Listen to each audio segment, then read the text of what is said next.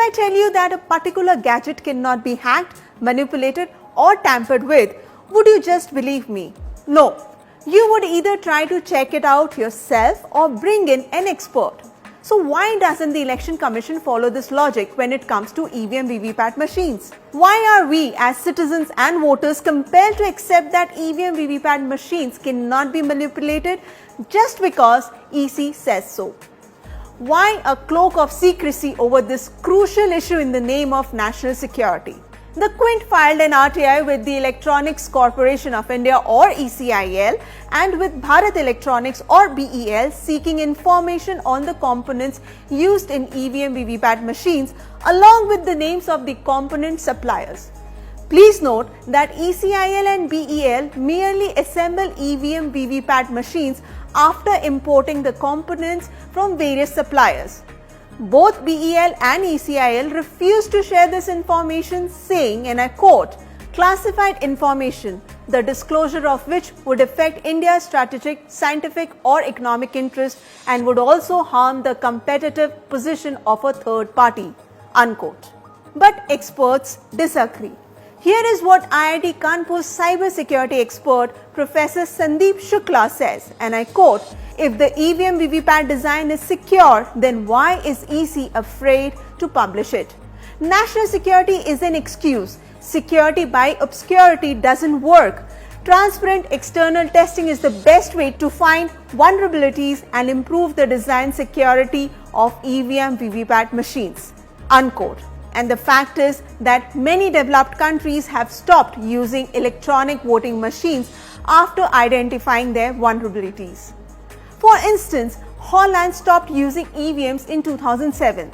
Civil society engaged with computer experts found that the memory chip in EVM machines could be easily replaced in less than 5 minutes, allowing for manipulation. They also found that simple radio receivers placed outside polling station could observe variations in the electromagnetic signals of the EVMs, making it possible to detect who each voter was voting for. One of our RTI questions to ECIL and BEL was, and I quote, "What is the name of the microchip used in the EVM?" unquote. Also the name and address of the supplier. While our query wasn't answered, we found that BEL had shared this information under RTI in May 2019. The microchip for our EVMs are supplied by NXP, a reputed American firm. But the more crucial RTI revelation was this.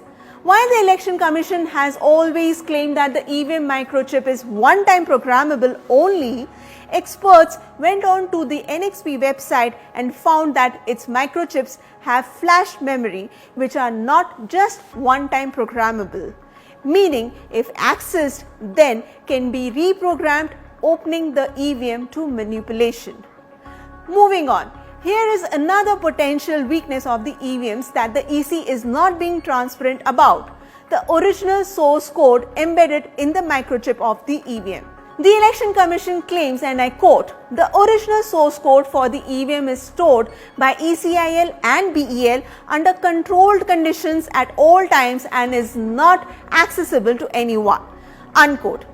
The EC says this secret source code makes the EVM VVPAT machines tamper-proof and has refused to make it public. But a study on electronic voting done by the International Foundation for Electoral System and National Democratic Institute based in US shows that allowing external stakeholders to inspect the source code would allow errors to be identified and corrected. The study mentions how this was done in the US in 2004, when a group of 4 scientists identified several flaws after the US government published the source code of their EVMs online. The question is, why don't we do this in India?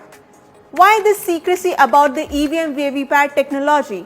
Why not open up the design, source codes and components to transparent expert scrutiny? Won't this improve and make our EVM VVPAT machines more secure?